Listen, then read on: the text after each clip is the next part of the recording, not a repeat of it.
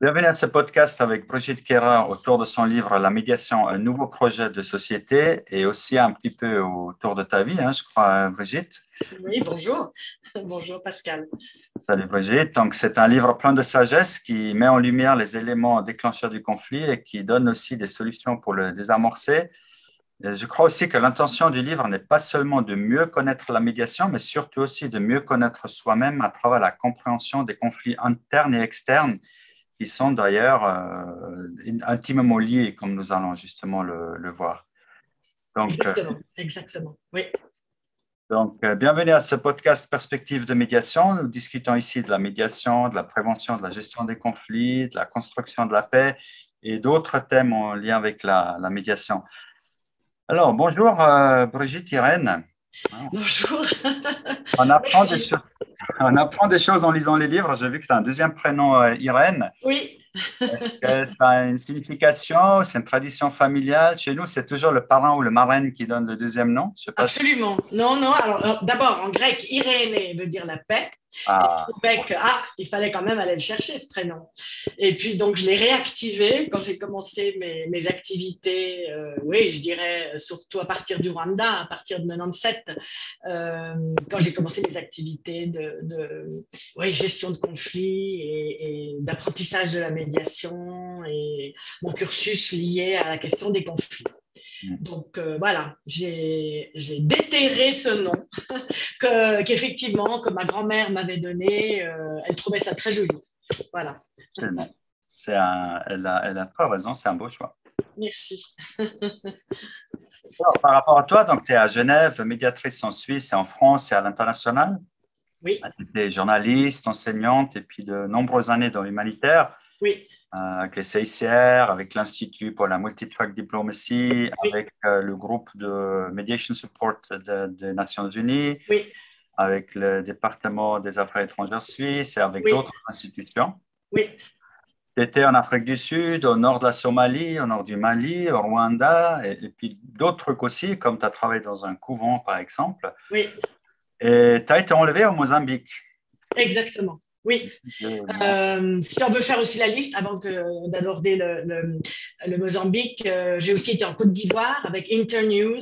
À l'époque, c'était pour faire du media peace building, et ça, c'était intéressant aussi parce que, comme on sait, suite au Rwanda, la presse joue un rôle très important pour la désescalation d'un conflit. Voilà. J'ai aussi été en Guinée-Conakry, qui a des transitions difficiles pour les partis politiques, etc. Mais, comme tu dis, revenons au Mozambique et revenons sur ce 1er juin 1990. Donc, ça faisait pas très longtemps que j'étais au CICR et puis par un petit peu hasard, etc., je suis assez vite, en 2-3 semaines, je suis devenue responsable d'un petit bureau de Kellyman, parce que le monsieur précédent était parti, etc. Et puis, mon portugais était encore un tout petit peu chancelant. Et puis, on fait ce que le CICR fait toujours, des missions d'évaluation pour des populations qui sont isolées et qui sont souvent... Là, c'était la RENAMO. On a essayé d'atteindre des populations que le FRELIMO, donc le parti gouvernemental, dont il ne s'occupait plus. Donc, on savait qu'il y avait un risque au départ, mais on n'a pas pensé, on était avec un autre délégué, on n'a pas pensé que ça allait se passer comme ça. Donc, on a été attaqué par derrière. Ils nous ont sortis de la voiture, ils ont emmené l'autre monsieur dans une direction et moi dans l'autre, et ils ont brûlé la voiture. Et c'est ça qui a créé ensuite, à travers Voice of America, parce qu'il y avait de la fumée partout, et c'est ça qui a créé un peu un choc en Europe et surtout au CICR, parce qu'ils se sont dit, mince, il y avait un délégué avec moi, mais qui venait de Beira, qui était très, très professionnel et qui connaissait bien la question d'évaluation nutritionnelle de la population, et moi, en fait, qui était un peu fraîchement arrivé. Voilà. Et donc, la fille enlevée, c'était effectivement assez violemment. On a eu, entre guillemets, de la chance parce que on servait quand même d'objet de négociation, on va dire comme ça. Et voilà, au bout de 3 semaines, j'ai été libérée. Et puis, on va le dire, un petit peu antidiplomatique. voilà, les zones Renamo voulaient des médicaments et ils les ont reçus pour leur population, évidemment, qui était coupée de tout. D'accord. Aïe, aïe, aïe, c'est mon Dieu, hein, c'est incroyable comme histoire. Oui, c'est un peu spécial parce que c'est dans l'endroit, c'est près de Mokuba. Et actuellement, Pascal, je ne sais pas si tu sais, mais il y a énormément de problèmes au Capo Delgado, qui est un endroit où il y a justement des extrémistes islamistes, enfin, on sait pas très bien, en tout cas de l'État islamiste qui descendent de Tanzanie. Donc, c'est des endroits vraiment très isolés. Et comme tu sais, le Mozambique, c'est comme une espèce de banane tout en longueur, hein, qui est accolée à l'Afrique du Sud. Donc, pour aller effectivement faire du développement au nord du Mozambique, c'est compliqué. Donc, on était à peu près dans ces régions-là, qui étaient un no man's land. Hein. Il y avait Médecins sans frontières, mais enfin voilà. Voilà. Oui. C'est un événement très, très marquant, hein, pour la vie. Et puis Oui. d'ailleurs, tu en parles, hein, tu as d'autres livres, peut-être Oui. ici à la prochaine étape. Donc, tu as Patchwork de vie qui vient d'être publié aussi, où tu parles de cet événement un peu plus en profondeur. Oui. Tu as aussi écrit Poudre d'Afrique en 2012 et en anglais The Art of Conflict or How to Stay Zen 2009. Oui. Je pense que c'est peut-être un peu un précurseur du livre qu'on discute aujourd'hui. Absolument, c'était les bases. Oui, oui, tout à fait. Et puis Rwanda, Part de Dieu, Part du diable en 2002. C'était dans le premier. Oui. Oui, ça c'était suite donc aux 4 ans que j'ai passé au Rwanda, enfin, presque 4 ans. Et ça c'était vraiment après le génocide. Et là j'étais pour la Confédération. Le titre qu'on m'a donné c'était chargé d'affaires. Et comme disaient toujours les autres diplomates, parce que j'étais à la fois chargé d'affaires, chef de la coopération, chef de l'aide humanitaire, chef du consulat, parce qu'il n'y a personne qui voulait y aller. Et on a un petit peu réparé les dégâts qu'avaient fait quand même certains pays comme la Suisse, la France, la Belgique sur place. Et surtout, j'ai vraiment été envoyée par la Confédération dans une mission de réconciliation avec le nouveau gouvernement. Et c'est un petit peu là que ça a commencé. Comment est-ce qu'on fait pour se réconcilier? Voilà. Et ça a été aussi... Donc, c'est vrai que j'ai eu des affaires majeures dans ma vie entre l'enlèvement et les 4 ans de Rwanda. Je pense que j'ai été proche de la souffrance de l'humanité et en même temps, ça a été pour moi un très, très grand facteur d'apprentissage et de proximité avec l'âme humaine, avec ce qui nous rapproche tous. Et ça a été la base aussi de ma philosophie qui est réellement, on forme qu'une seule nation, enfin sur Terre, on respire le même air et on a tous les mêmes problèmes, que ce soit dans le fin fond du bush ou que ce soit à New York. Voilà, ça a été marquant et ça a été un très gros cadeau de la Confédération, un peu un cadeau empoisonné quand même, parce qu'il fallait se débrouiller. Oui, mais... Un grand apprentissage, un grand développement énormément sur tous les plans. C'est ce qui est fascinant, c'est ce qui est fascinant dans ton livre, hein, c'est que tu arrives à faire le lien entre les petits conflits de la vie du quotidien et puis des situations comme au Rwanda. Merci. Comme tu l'as dit, les dynamiques, c'est souvent les mêmes, en tout cas très similaires. Oui. Et l'être humain derrière, ce qui l'anime, c'est toujours le même aussi. Donc. Oui, oui. Je dirais globalement, hein, mais bien entendu, on n'a pas assez de temps et là, on pourrait passer toute la journée, voire plusieurs journées. Mais globalement, ce qui constitue l'essence d'un conflit et qui nécessite ensuite une médiation d'une troisième personne, c'est que 2 personnes s'affrontent, en général sur des idées, des territoires, sur des... également sur des projets, etc. Et chacun voit midi à sa porte et n'arrive pas à envisager le point de vue de l'autre. Et dans mes différents enseignements, c'est vrai que si on arrive à comprendre, à se mettre 2 secondes à la place de l'autre, d'une part, ne pas vouloir avoir raison, Pascal, parce qu'on s'en fiche d'avoir raison. Est-ce que ça te sert à quelque chose d'avoir raison si tu me dis qu'aujourd'hui il pleut et que moi je trouve qu'il pleut pas? Tu te couches, moi je me couche et puis je me dis ah mais écoute il a vraiment tort le petit Pascal ou le grand Pascal et puis la petite Brigitte elle a raison.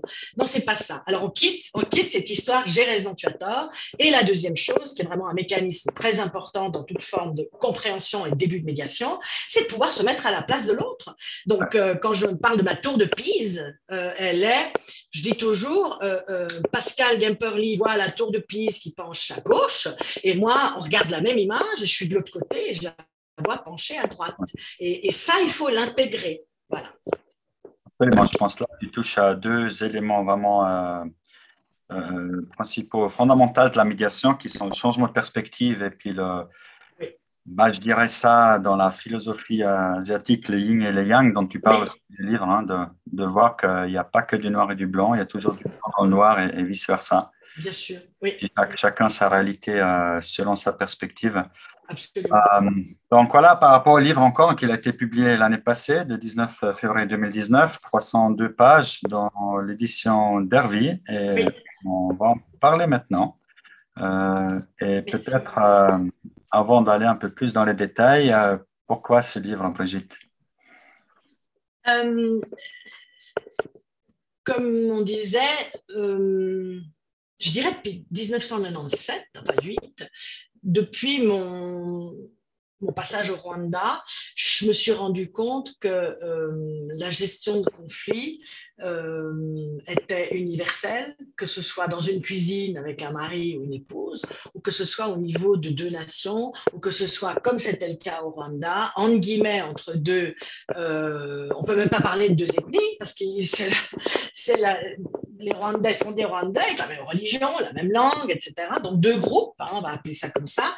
Et puis, je me suis dit, mais s'il y a des petits livres pour apprendre à faire la cuisine ou apprendre à skier, il doit y avoir des livres pour apprendre à gérer les conflits. Et je trouvais qu'il y avait peu de choses sur la médiation. D'abord, c'est vrai que ça a démarré aux États-Unis, hein, comme on le sait, à cause des différents palais de justice qui étaient engorgés à cause des procès. Mais chez nous, là, il n'y avait pas des masses de choses. Donc, je me suis dit, voilà, peut-être que je vais ramasser tout ce que je sais, tout ce que j'ai compris. Et puis ensuite, c'est suite à ça que j'ai fait une école de médiation, d'abord aux États-Unis, à la George Mason University, à ICAR, qui était Institute for Conflict Analysis and Research. Ensuite, à Londres, avec CEDAR, Center for Effective Dispute Resolution. Voilà, exactement. Et c'est comme ça. Et ensuite, j'ai fait une formation également en PNL que je trouvais importante. Alors maintenant, c'est la tarte à la crème, la PNL, mais tout ce qui est lié à ton fonctionnement de croyance, qu'est-ce qui fait que tu crois à quelque chose et qu'est-ce qui fait que tu penses que ce quelque chose, si tu y crois, ça arrive ou pas. Et c'est important en médiation de connaître le champ de croyance de l'autre. Ça fait partie aussi des médiations interculturelles, interconfessionnelles, etc. Donc, j'ai un petit peu brossé beaucoup de choses et puis j'ai aussi travaillé avec Galtung sur le peace building et sur le fait qu'il est important d'avoir une espèce de transformation, alors que ça c'est encore en discussion, hein, mais je dis pas que je sais quelque chose, j'ai un peu mis à plat tout ce que je savais en disant voilà, moi je vous offre un petit peu une assiette, des plats chinois, puis vous vous servez, puis vous prenez ce qui vous convient. C'était un peu ça mon idée, avec de la théorie, donc vécu, de la pratique, des exercices, et puis également une partie peut-être un peu philosophique, parce que ce qui se passe en médiation, c'est juste quand même plus que, comme entre nous maintenant, c'est plus que simplement un interview, où on échange des choses personnelles, de l'énergie, il y a la conscient qui parle, il y a le langage non verbal, il y a plein de choses qui passent. Et essayer de faire comprendre que dans une médiation, ce qui passe aussi, c'est ce qu'on ne voit pas. Et ce qui passe aussi, c'est ce que l'autre ne dit pas. Et c'était aussi de travailler sur mon intuition et sur ma manière de fonctionner. Voilà, pour le livre. Comme on dit, les non-dits disent plus que ce qu'on dit. Exactement, Pascal. Et j'ai beaucoup d'admiration pour toi et ta manière de faire de la médiation parce que tu as, pour en avoir fait avec toi, tu as cette sagesse et ce calme qui font que les autres qui s'excitent autour, ça dure 2 minutes et puis ça descend. Moi, j'ai toujours admiré ça chez toi. C'est une faculté formidable. Moi, j'en ai d'autres. Je veux dire, je ne peux pas être Pascal et tu ne peux pas être Brigitte, mais ça, j'ai aimé chez toi. Tu amènes un calme, ce qui fait que les autres, comme des toupies, ça descend, puis Pascal Gamperly dit, bon, ben voilà, alors on va pouvoir parler maintenant, qu'est-ce que vous en pensez, etc. Et ça, c'est génial. Vous êtes très gentil. Donc voilà, tu as parlé un petit peu de ce qui t'a amené à la médiation. J'ai aussi vu ton livre que tu avais apparemment une belle rencontre avec Marshall Rosenberg. Oui. Donc Rosenberg qui est le fondateur de la communication non violente, qui malheureusement n'est plus parmi nous. Oui. Tu veux nous parler un peu de cette rencontre, le contexte, très volontiers. Anecdote. Oui, alors j'ai beaucoup de chance parce que je l'ai rencontré tardivement, j'avais déjà 50 ans, et j'ai fait ce stage avec lui, le premier stage avec lui aux États-Unis, puis ensuite j'ai poursuivi en Europe, et puis au moment de l'accréditation, je lui ai demandé si je pouvais utiliser son nom communication non violente, mais que personnellement, quand on voit un peu mon parcours et ma biographie, je ne peux pas appartenir à un groupe. Je ne veux pas représenter. Enfin, voilà, ce n'était pas mon histoire. Donc, il m'a dit oui, vous pouvez parler de communication non violente. Vous citez communicationnonviolente.org, Marshall Rosenberg, une fois dans la conversation. Il me dit ça me suffit. Et donc, du coup, j'ai fait une espèce de CNV un peu à la Brigitte, je l'ai beaucoup utilisé, mais j'ai travaillé quand même dans les médiations sur 3 axes que lui avait développés, il est extrêmement important de se connecter à ses sentiments, ce qu'on ressent. Et ça, c'est très compliqué alors pour des parties au conflit et pour soi. C'est très important aussi, une fois qu'on est connecté à nos sentiments, de connaître nos besoins, parce qu'il y a toute une théorie qui explique que les sentiments te relient à tes besoins et te font comprendre quels besoins tu as. Et si je bâille, ce n'est pas forcément que j'ai besoin de dormir, mais peut-être que je m'ennuie. Donc, ça vaut la peine de demander c'est quoi ton besoin, Brigitte. Et je pourrais peut-être par exemple dire écoute, Pascal, tu es formidable, j'aimerais un break. Enfin, voilà, des choses comme ça. Et la troisième chose qui me paraissait très importante et qui n'est pas dans notre civilisation judéo-chrétienne, et lui qui était de confession israélite et qui avait travaillé comme psychiatre à l'époque, il avait observé ça aussi. Nous avons énormément de peine, pour des raisons sans doute religieuses, au départ, de faire des demandes. Et c'est comme si on demandait à l'autre de deviner. Et c'est très souvent dans les couples comme ça que ça se passe. La dame, elle aimerait pour son anniversaire un parfum Chanel, mais elle n'en parle pas à son mari. Et le jour de l'anniversaire, il vient avec un pot de fleurs. Oui, puis la dame dit c'est pas possible, tu n'arrives pas à deviner mes besoins. Enfin, je ne comprends pas, ça fait 20 ans qu'on est mariés, tu ne sais toujours pas que je veux du Chanel numéro 5. Et monsieur tout con, qui adore sa femme, dit mais écoute, tu ne me l'as pas demandé.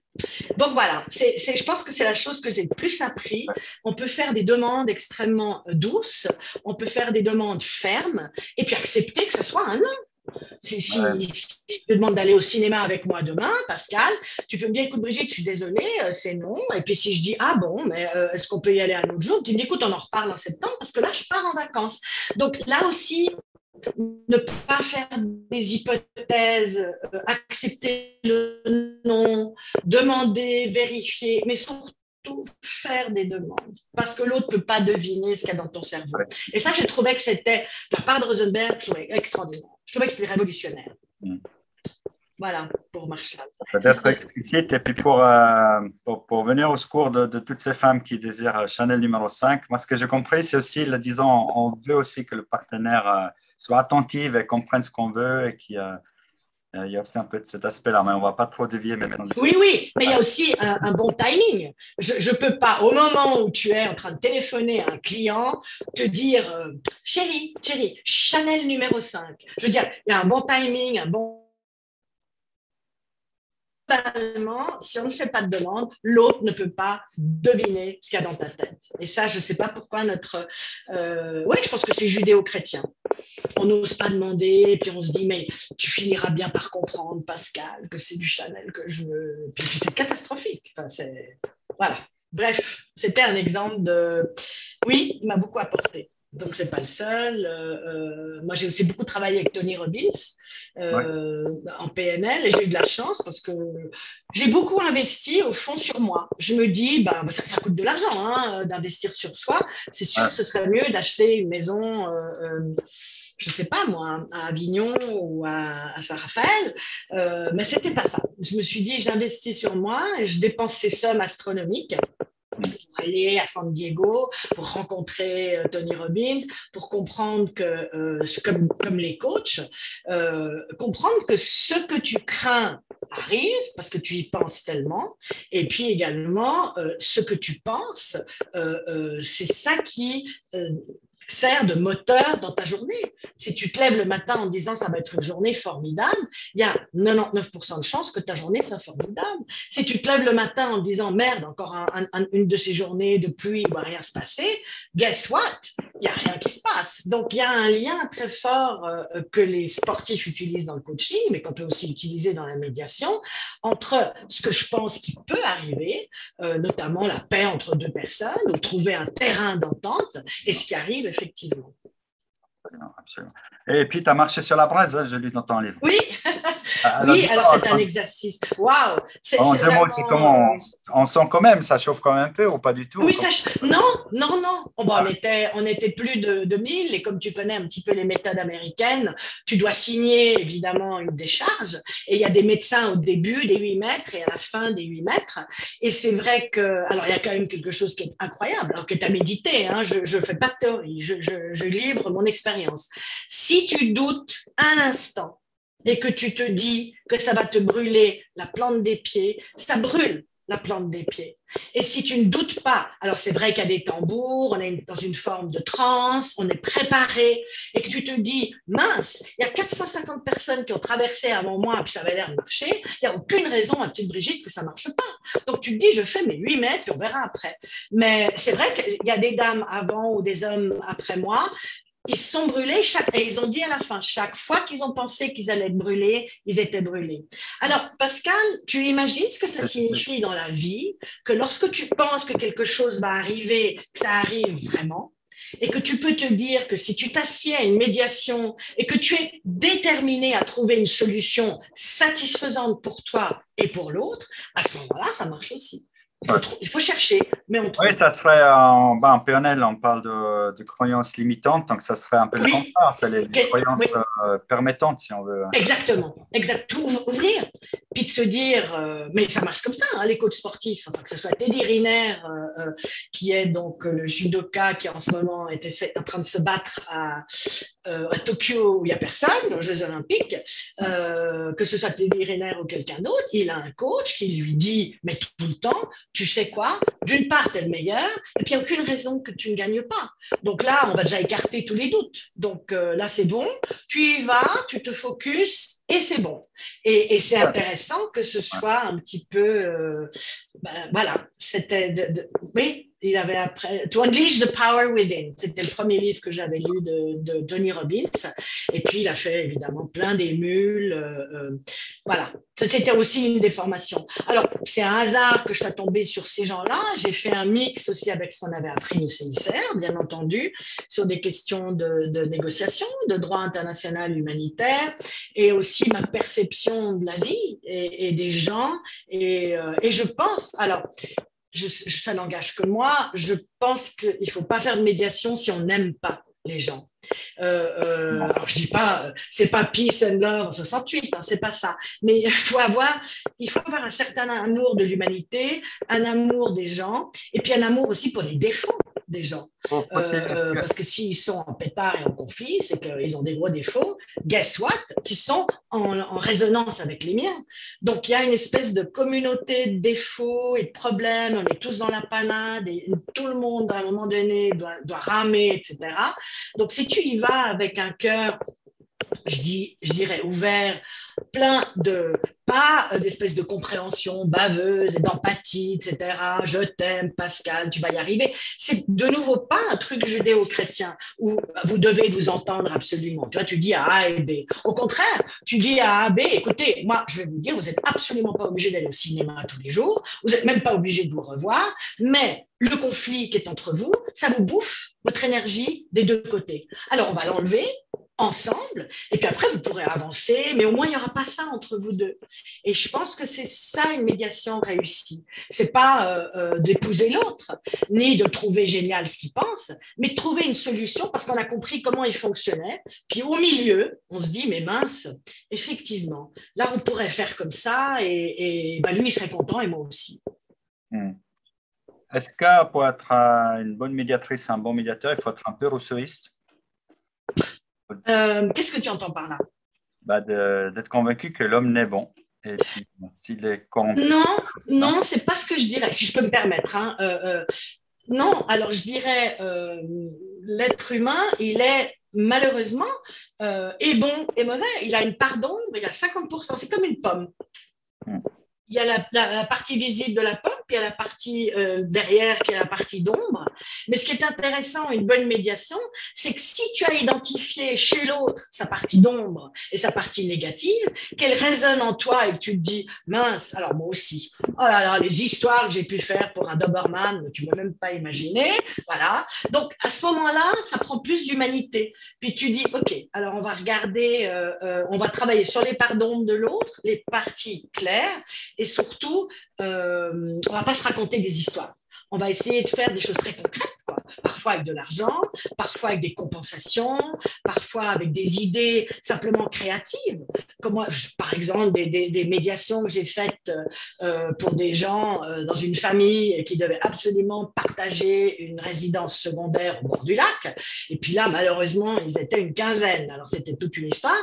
Mais à partir du moment où on était 4 ou 5 représentants, on a pu construire des trucs créatifs en disant, OK, alors moi, je m'occupe de tout ce qui est jardin et on fait une année sur 2 et l'autre s'occupera de la clôture. Voilà. Puis on commence à écrire pour que chacun ait l'impression qu'il participe et que ça lui appartient. Et c'est comme ça qu'on a réussi une espèce de charte d'utilisation de cette maison au bord du lac qui était valable 2-3 ans. Puis on a dit, si entre-temps ça ne marche pas, vous revenez vers la médiation. On regarde comment est-ce qu'on peut faire des amendements. Rien n'est définitif dans la vie. Tout est une question de discussion et d'accord des parties au conflit. Ouais. Quelle est ta plus belle expérience de médiation? Oui, ça a été en Afrique du Sud avec des Somali warlords. Et c'était des hommes, alors du bush, hein, et des hommes masculins extrêmement croyants, musulmans, mais un islam éprouvé, enfin, je veux dire, avec la rudesse du désert. Il y a dans le Somaliland, c'est vraiment, voilà. Et puis, c'était entre différentes groupes. Et puis, à un moment donné, on était 2 médiateurs. Hein. Il y avait un monsieur d'Afrique du Sud et moi. Et puis, on essayait de débroussailler, de comprendre que ça ne servait à rien de détruire le territoire de l'autre, mais que c'était une meilleure idée de la partager, etc. Et à un moment donné, il y a un des Somali-Lords qui commence à raconter l'histoire de sa vie, comment sa maman l'avait finalement mis devant le perron d'un groupe protestant, comment il avait réussi à faire des études, comment il était revenu après. Et puis ensuite, il raconte ce combat quand même, qu'est-ce que ça veut dire d'être Somali, etc. Et puis, je ne sais pas ce qui s'est passé.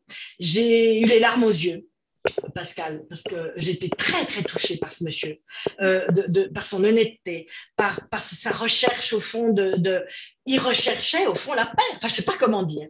Et le fait que je commence à pleurer, j'en ai encore les larmes aux yeux maintenant. Il avait les grands yeux ouverts, que cette dame blanche qui venait d'Europe, blonde, pleure sur son histoire, qui a eu réellement cette compréhension de sa situation. C'était juste ça. J'ai pas dit qu'il était génial, mais j'ai juste compris ce qu'il racontait. Et il m'a dit à ce moment-là, je vous remercie. Moi, ça va me permettre de pouvoir parler à l'autre. Et voilà, alors je raconte ça, je ne sais pas si je le raconte dans le livre ou pas, mais je raconte pas ça pour dire Pascal, il faut pleurer quand 2 nanas font une médiation parce qu'elles se disputent, c'est pas ça. Mais oui, être authentique et puis comprendre la souffrance de l'autre qui est en conflit, et A et B. et d'où il vient et qu'est-ce qui fait barrage à pouvoir entrer en dialogue avec l'autre. Et il y a toujours des obstacles comme ça au milieu et faire barrage, il y avait cette histoire comme quoi il avait promis à sa maman de devenir quelqu'un et de régner sur tout, enfin, etc., etc. Mais je n'oublierai pas le visage de ce monsieur et je pense que lui non plus. Voilà. Ouais, Voilà. je pense que c'est très important, très touchant ce que tu dis, parce que neutralité ou médiation, ça ne veut pas dire distance. Hein. Non, pas du tout. C'est vraiment être concerné par l'autre, mais ne pas prendre sur ses épaules le problème de l'autre. C'est vraiment, c'est très différent. Et ça, j'ai appris aussi avec Marshall Rosenberg. C'est important de pouvoir comprendre la position de l'autre. Ça ne veut pas dire être d'accord. Ça veut juste dire, je vois où tu es, Pascal. Je vois d'où tu parles et je vois vraiment ce qui t'anime et je me rends compte de ce que tu aimerais. Et on va essayer de trouver un chemin avec l'autre pour que tu y arrives, parce que moi, le chemin, je ne le connais pas. Alors, comme médiatrice, je n'ai aucune idée comment on doit faire les Somalies, mais encore moins un couple et encore moins 5 personnes qui partagent une maison. Je ne sais pas. Donc, je passe les plats et je suis convaincue qu'il y a un chemin qu'on peut trouver. Merci Brigitte pour ce partage. Donc, ton livre, il partage beaucoup de sagesse et de savoir, et entre autres sur les principes de base aussi de la médiation, et pour les personnes qui veulent s'initier à cet art. Pour moi, au-delà de cette partie-là, il y a 4 éléments principaux du livre qui ont particulièrement retenu mon attention. Oui. Le premier point, c'est le constat, je résume en simplifiant, c'est que le conflit extérieur est un miroir de notre conflit intérieur. Ah, merci. Tu parles à un certain moment du radar intérieur. Comment l'enclencher? Comment le lire, ce radar? Oui, c'est une belle question et Pascal, c'est affreux d'avoir quelqu'un qui lit aussi bien que toi parce que tu poses la question pile poil qui est très compliquée à expliquer parce que c'est dans l'ordre du ressenti. Alors, voilà, si je devais dire comme ça, premièrement, je suis convaincue que tu ne peux pas entrer en médiation avec deux personnes.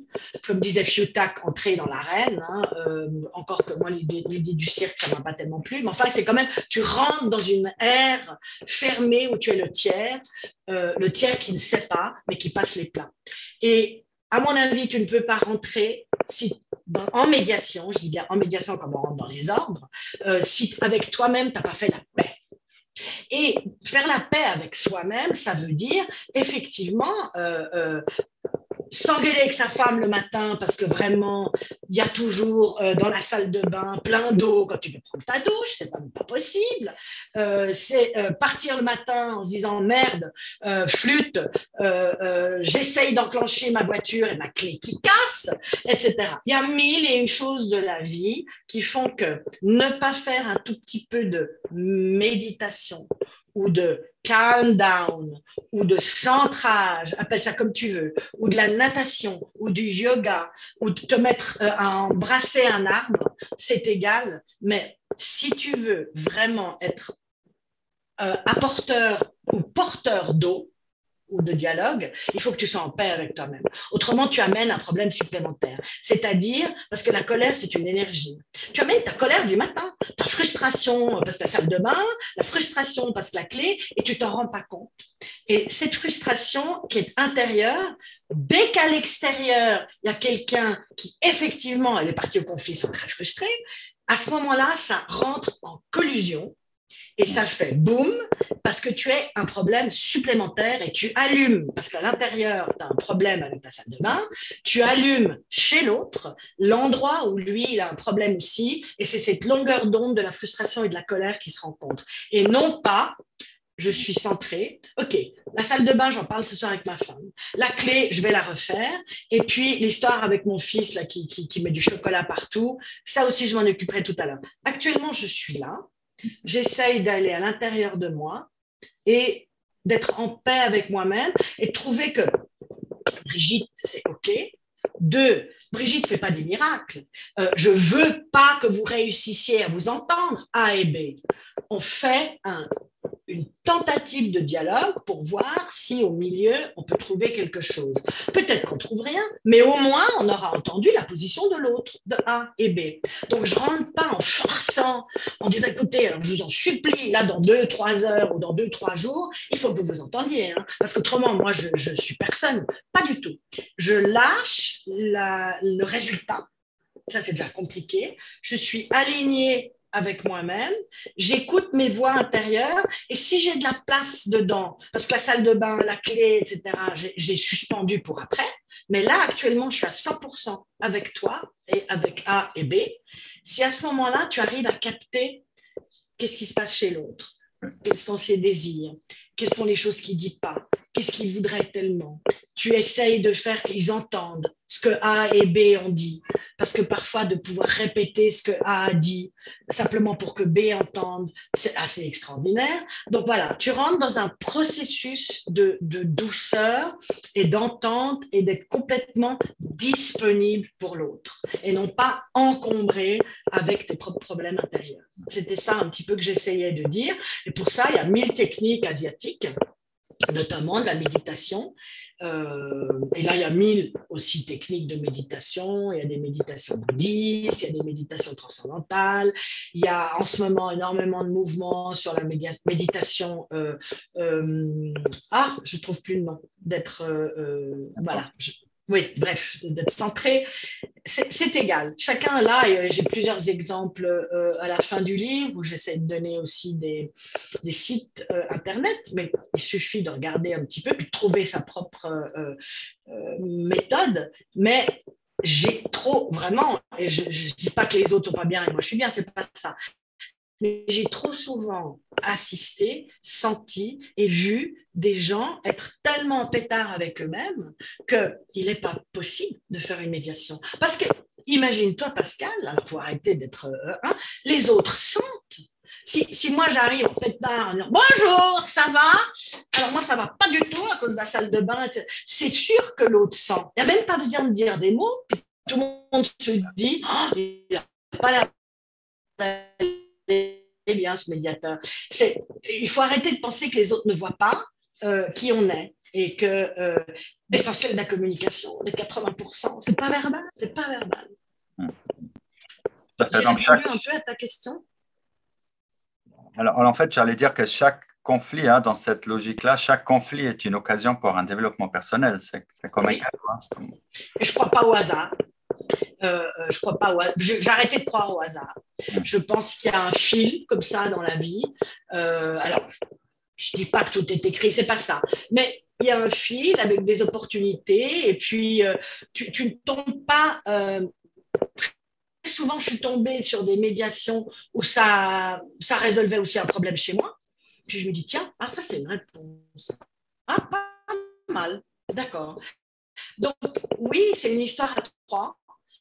Je pense que c'est quand même, comme dit Galton, c'est quand même 3 heures de 3 semaines. On n'est plus au même endroit qu'au début. Ça, je suis convaincue de ça. Voilà. Une citation de ton livre pour résumer ce point, je pense que justement il résume très bien, c'est l'être humain a une grande tendance à projeter sur les autres ce qu'il ressent pour lui-même. Ainsi, fréquemment, au lieu de regarder en nous, nous nous tournons immédiatement vers l'extérieur afin d'éviter ces endroits douloureux en nous, rejetant la faute du malaise et de la gêne sur l'autre. Je pense que ça résume très très bien cette discussion. Oui. Mais c'est fascinant. Pascal, c'est fascinant. Lorsque on se surprend à se dire, et j'ai fait des stages là-dessus, comme je t'ai dit, des stages de formation en médiation pour savoir qu'est-ce qui se passe dans le médiateur quand la partie, par exemple, B dit des choses complètement cucu. Puis tu te dis, c'est ridicule ce machin-là, etc. Et tu peux être sûr à 102% que si tu trouves cucu et tu trouves ridicule et que tu viens 2 secondes chez toi, c'est que ça révèle chez toi des choses que tu es en train de travailler, que tu n'aimes pas beaucoup. Hein, ça, c'est des parties de toi que tu mets sous le tapis en disant non, non, non, moi, la grande Brigitte, en tout cas, ça ne me concerne pas. Et puis, c'est assez extraordinaire. On sert de miroir les uns aux autres. Et alors, du coup, ça devient une opportunité. Tu dis, ah, la partie B, là, je la trouve un peu cucu. D'accord. Alors, qu'est-ce qui est cucu, là? Et puis, tac, je me dis, OK, ça, je vois très bien, etc. Et je vois très bien comment moi, je n'arrive pas à accepter ça. Et par exemple, dans une médiation, on peut tout de suite, je dis n'importe quoi, hein, mais il faut être le plus authentique possible, puis dire à l'autre, par exemple, à la partie B, oui, bah dis donc, oui, oui, je vois bien ce que vous ressentez là, parce que, alors ça, c'est un sentiment connu. Tout à fait. Alors, ça vous énerve hein, quand l'autre vous etc., etc. Eh bien, c'est assez normal. Je pense Donc, voilà, le conflit est un miroir. Un truc comme ça. Oui. Donc, le conflit une fois qu'on a compris ça, pardon. On a été coupé, j'allais dire, le conflit extérieur, c'est un miroir du conflit intérieur. Oui, oui, c'est ça, Pascal, je pense. Ça permet justement la découverte de soi, si on arrive à l'écouter, hein, à justement enclencher et lire ce radar intérieur. Ouais. Alors, je ne dis pas que j'y arrive toujours, hein, je dis alors surtout pas, parce que je ne serais pas là. Je pense que je serais un petit nuage, comme dit le Dalai Lama, si j'étais carrément, mais ce qui n'est pas le cas. C'est que j'accepte mon humanité, j'accepte mes erreurs, mes défauts, que je rencontre encore après tellement d'années de recherche, etc. Mais je les reconnais, et en les acceptant, je me dis, tiens, là, c'est un petit truc sur lequel je pourrais quand même un peu travailler. Voilà, dans ce sens-là. Et c'est jamais fini, Pascal, c'est jamais fini. Je pense que jusqu'au dernier souffle, parce que c'est notre condition humaine, et c'est une folie de penser qu'on est parfait. Je pense qu'on est 50% bon et 50% pas bon. Voilà. Et qu'on vient avec ça. Et qu'on se démerde avec ça. Chacun a une arborescence différente. Mais en l'acceptant chez moi, c'est sûr que l'autre se sent accepté aussi. Un autre point, le troisième point qui m'a beaucoup parlé dans ton livre, c'est même le sous-titre, je crois, d'un chapitre, c'est La paix, une utopie accessible. Et moi, ça me parle beaucoup parce que justement, dans l'idée que la paix universelle, la paix mondiale, si on veut, elle existe, elle peut exister, elle doit exister, mais en quelque sorte, ça reste une utopie. Mais il ne faut pas cesser de pencher à y arriver, il ne faut pas cesser les efforts. Exactement, exactement. Oui. Et tu dis la paix mondiale. Comme on dit en allemand, ouais. Pardon, du coup comment on dit en allemand, tu dis Streben. Il faut continuer à être aspiré vers ça et à poursuivre le chemin. Et il faut persévérer. Et dû à notre condition humaine, et c'est une valeur qu'on n'a pas atteint la paix, hein, parce qu'on est au sommet de la montagne. C'est des moments transitoires. Alors, il y a des moments extraordinaires dans la vie où on est en paix, où on est heureux, où ça va bien. Et puis, comme la vie est comme ça, eh ben, tout de suite, ça rebascule. Donc, on doit, je dirais, c'est un peu comme une machine à laver la lessive. Ça revient, il faut nettoyer, il faut passer. Mais c'est évident, et je pense que beaucoup de sages, de philosophes, de religions, même les athées, enfin, on dit que vraiment, si on veut s'occuper de paix et s'occuper de projets de paix, la meilleure chose, c'est de commencer d'abord par soi-même et de se rendre compte à quel point on n'est pas en paix avec soi-même. On n'est pas en paix avec n'importe quoi, tante Janine, oncle Simon, etc., etc. Et que c'est très spécial à dire, mais apporter la paix dans le monde, c'est d'abord commencer par être une entité le plus en paix avec soi-même possible.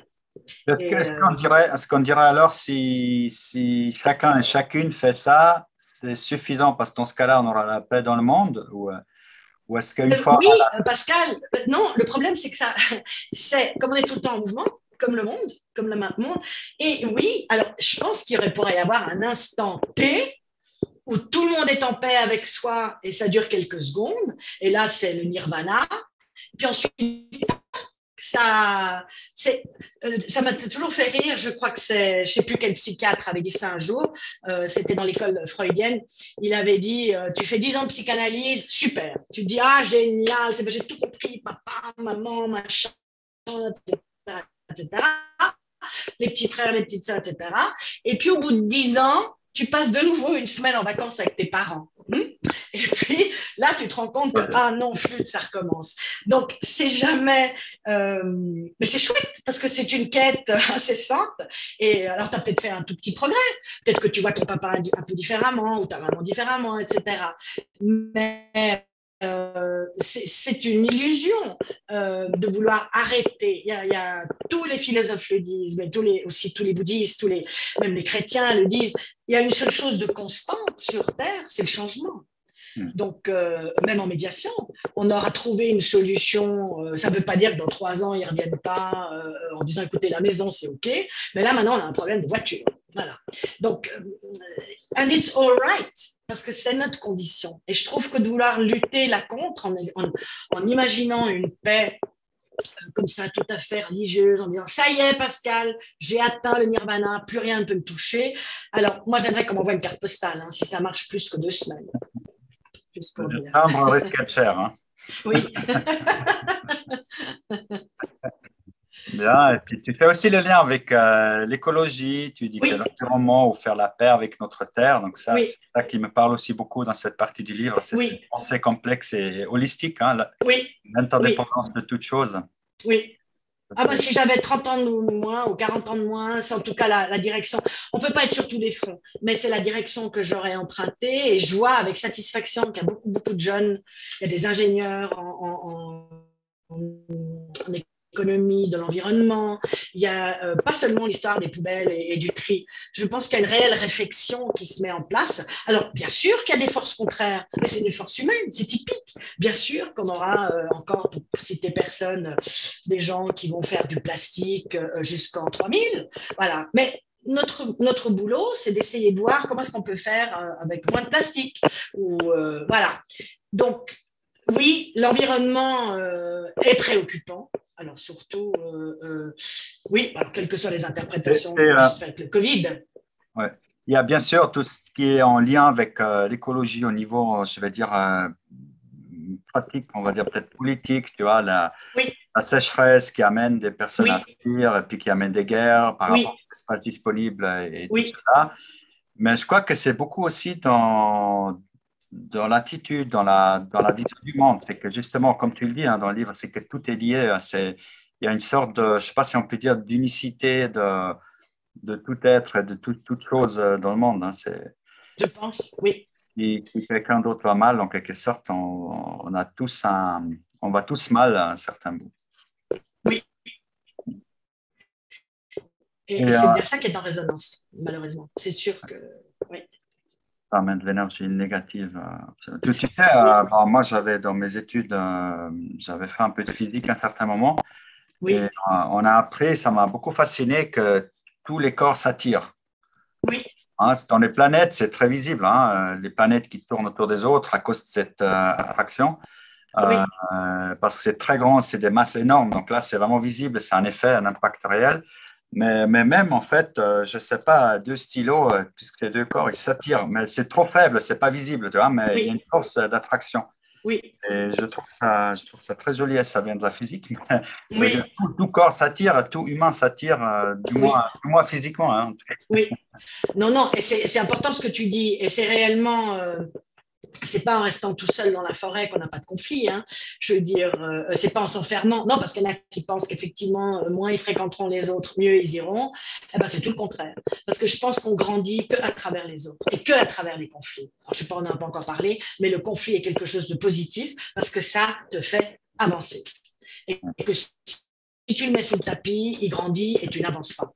Ouais. Donc, oui, c'est très important. Je pense que c'est important qu'on se frotte les uns aux autres, comme tu dis, là, comme 2 planètes, et que très souvent, ça donne des étincelles, hein, c'est sûr, mais c'est capital. Moi, je ressens ça comme quelque chose de capital. Une occasion de développement, hein. Chaque conflit est une occasion de développement. Oui. Oui, puis de compréhension. Oui. Dire, mince, je capte. Ah, je vois. Alors là, c'était vraiment. C'est pas une. Ah, c'est vraiment ça, cette partie-là, ton livre que j'aime beaucoup. Moi, c'est vraiment une vision nouvelle ou en tout cas Merci. plus compréhensible de ce que j'ai pu voir et lire jusque-là. C'est vraiment cette Merci. Oh là connexion là. entre le conflit interne et externe. Et Oui. de... Moi, je rougis. Mais je suis contente parce que, voilà, oui, c'est pas. Ce qui est intéressant aussi dans la vie, c'est quand tu peux partager les choses Ouais, et ouais. que quelqu'un te comprend. Je dis pas que j'ai raison ou tort. C'est encore une fois, c'est pas ça la question. C'est juste d'avoir pu partager. Et chez moi, ça part d'expériences vécues. J'ai absolument, et c'est pour ça que ça marche aussi bien dans mes études de médiation. Je suis chaque fois partie d'une histoire personnelle en me Ouais. disant, ben là, alors j'ai un clash, j'imagine même pas. Et dans les grandes boîtes comme le CICR, il y a beaucoup de clash dedans. On s'occupe de conflits. Donc, tu imagines qu'il y a des conflits dedans, il y a des conflits dehors. Et puis, ça brasse, quoi. Donc, je trouvais que c'était un endroit assez propice pour essayer de comprendre qu'est-ce qui se passait. Mm, mm. Bien. Et après, le quatrième et dernier point qui m'a beaucoup parlé de ton livre, c'est les exercices. Donc, tu as beaucoup d'exercices, une sorte d'auto-évaluation, si on veut dire comme ça. Merci, Euh, merci. je ne sais pas si tu voudras en partager un avec les auditrices, les auditeurs, juste un qui est peut-être un peu simple à retenir pour que celles et ceux qui voudront l'essayer après le podcast. Et puis surtout aussi pour donner envie d'aller voir les autres dans les livres, parce qu'il y en a beaucoup. Et puis c'est intéressant, c'est des exercices qu'on peut faire comme ça au bureau pour soi-même. Toi aussi, tu en as un. Euh, ben, j'ai fait un exercice typique que je fais souvent. J'ai ouvert mon bouquin à une page, n'importe où, et je suis tombée sur l'illustration des besoins réciproques. Je le lis rapidement et on comprendra que c'est bien de connaître ses besoins, mais c'est encore mieux d'entendre celui de l'autre et d'essayer de satisfaire les deux. C'est très compliqué. Ça veut dire que ça demande une négociation. Alors, un époux dit à sa femme, chérie, je voudrais aller me promener en ville ce soir, page 197. Il y a un concert suivi d'un cortège. Sa femme lui répond, eh bien, l'idée ne me séduit pas tellement, car je suis fatiguée. Essayons de reconnaître leurs sentiments et leurs besoins respectifs. Le mari a un projet, il est enthousiaste, plutôt excité. Il a besoin de sortir, prendre l'air, de bouger, l'acoustique. Malheureusement, il n'a pas demandé à son épouse ce qu'elle en pensait. Il a juste laissé la phrase flotter. La communication n'a pas été véritablement établie dans cet exemple. Ce qui serait, si on utilisait l'exercice, j'aimerais sortir, aller voir un concert ce soir, Pascal, la question, ça serait toujours, qu'en penses-tu? Ou qu'aimerais-tu faire? Ou comment tu vois les choses? Enfin, il y a 1000 choses qui renvoient à l'ascenseur et qui disent, et toi? Donc la femme, quant à elle, n'est pas enthousiasmée par la proposition de son mari. Elle semble lasse, sentiment de fatigue, besoin de sommeil, de relaxation. Elle non plus ne fait aucune requête ou suggestion claire. Elle n'explicite pas ce qu'elle voudrait. Elle ne confirme pas qu'elle a entendu les besoins de son mari. Et une possibilité, lorsque, et toi, l'autre pourrait dire, l'épouse pourrait dire, écoute, moi j'entends que tu as vraiment envie, c'est ça qui est important, j'entends que tu as vraiment, vraiment envie de sortir, d'écouter de la musique et puis de distraction et qu'on y aille ensemble. Et je pourrais peut-être proposer, je vois que l'orchestre joue aussi demain. Moi, aujourd'hui, je suis très fatiguée. Est-ce que ça serait possible pour toi de reporter à demain? Comme ça, tu pourrais écouter ton concert. Je te rejoindrai avec plaisir et je serai en pleine forme. Et là, le mari a de nouveau deux possibilités. Il dit, écoute chérie, je te laisse dormir, mais mon besoin est tellement fort, j'aimerais aller au concert tout seul. A, proposition A. Très bien, la femme dit je comprends parce qu'on ne possède pas l'autre et pas le programme de l'autre. Deuxième possibilité, écoute, c'est vrai, moi en fait je peux regarder la télé ou lire un peu ce soir et on y va ensemble demain. Donc il a checké ses besoins et ce qui était le plus important pour lui, c'était d'aller ensemble plutôt que d'aller tout seul et satisfaire. Et c'est sans jugement de valeur. Je raconte juste cet exemple-là, page 197, qu'on peut utiliser pour soi, pour voir que ce qui est important quand même quand on est deux et qu'on ne veut pas avoir des conflits tout le temps, c'est de savoir ce que l'autre en pense, qu'est-ce qu'il voudrait et comment tu te sens par rapport à ça, et ensuite de négocier. Et tu vois, Pascal, la négociation, il y a mille et une possibilités. Il y a, tu y vas, tu l'enregistres et on le regarde au petit déjeuner. Et c'est ça, la médiation. C'est quand on ouvre le champ des possibles, parce que les gens sont d'une créativité extraordinaire. Et c'est quand même les parties au conflit qui savent ce qui est le mieux pour eux. Et après, bah, très bien, on l'enregistre, ah génial, comme ça je le montrerai à notre petit-fils, etc., etc. Donc ça, c'était un exemple concret, hein, par hasard, sur lequel je suis tombée pour un exercice à faire, et on peut s'exercer au quotidien. Merci beaucoup. Oui, il y en a plein comme ça et je trouve très utile et ça montre justement que Merci. Le rapport entre les personnes est important, la compréhension des besoins. Là, ben, c'est un exemple tout simple, je pense qu'on connaît tout ça. Et de dire de vraiment soi-même mieux comprendre mon besoin. Est-ce que c'est de passer du temps avec mon partenaire ou c'est d'aller écouter cette musique? And it's all right. Le problème, et ça marche si effectivement tu es dans le non-jugement. C'est-à-dire que tu ne sous-entends pas, pauvre con, tu vas y aller tout seul. Je veux dire, si effectivement on arrive à balayer ça et à dire c'est OK pour moi si tu y vas ce soir parce que je préfère dormir. Donc là aussi, les sous-entendus, c'est important de. Je pense que l'absence de jugement, et ça aussi, c'est un gros travail sur soi.